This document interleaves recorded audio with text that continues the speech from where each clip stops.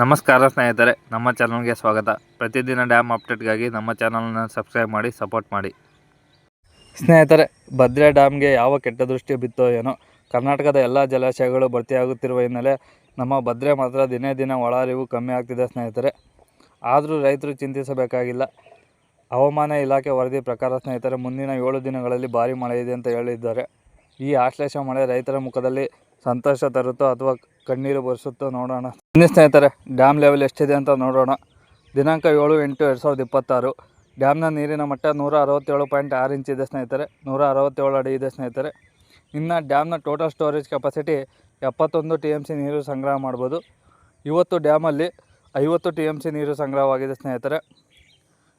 ಇನ್ನು ಒಳಹರಿವು ವಿಷಯಕ್ಕೆ ಬಂದರೆ 10,091 ಕ್ಯೂಸೆಕ್ಸ್ ನೀರು ಒಳಹರಿವು ಬರ್ತಿದೆ ಸ್ನೇಹಿತರೆ. ನಿನ್ನೆಗೂ ಇವತ್ತಿಗೂ ಆಲ್ಮೋಸ್ಟ್ ಆಲ್ ಸೇಮ್ ಇದೆ ಒಳಹರಿವು ಸ್ನೇಹಿತರೆ. ಮಲೆನಾಡು ಭಾಗದಲ್ಲಿ ಯಾವುದೇ ರೀತಿಯ ಮಳೆ ಪ್ರಮಾಣ ಹೆಚ್ಚಾಗ್ತಿಲ್ಲ ಅನಿಸ್ತಿದೆ ಸ್ನೇಹಿತರೆ.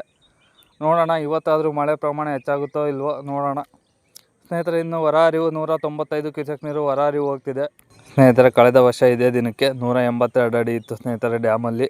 ಈ ವರ್ಷ 167 ಅಡಿ ಇದೆ. ಆವಾಗ ಡ್ಯಾಮಲ್ಲಿ ಸ್ಟೋರೇಜ್ ಕೆಪಾಸಿಟಿ 67 TMC ನೀರು ಸಂಗ್ರಹವಾಗಿತ್ತು. ಇವತ್ತು 50 TMC ನೀರು ಸಂಗ್ರಹವಾಗಿದೆ ಸ್ನೇಹಿತರೆ. ನೋಡೋಣ ಮುಂದಿನ ದಿನಗಳಲ್ಲಿ ಮಳೆ ಚೆನ್ನಾಗಾದರೆ ಆದಷ್ಟು ಬೇಗ ಭದ್ರಾ ಡ್ಯಾಮ್ ತುಂಬುತ್ತೆ ಸ್ನೇಹಿತರೆ. ಈ ಆಶ್ಲೇಷ ಮಳೆ ರೈತರು ಕೈ ಹಿಡಿತೋ ಅಥವಾ ಇಲ್ಲೋ ಅಂತ ನೋಡೋಣ ಸ್ನೇಹಿತರೆ.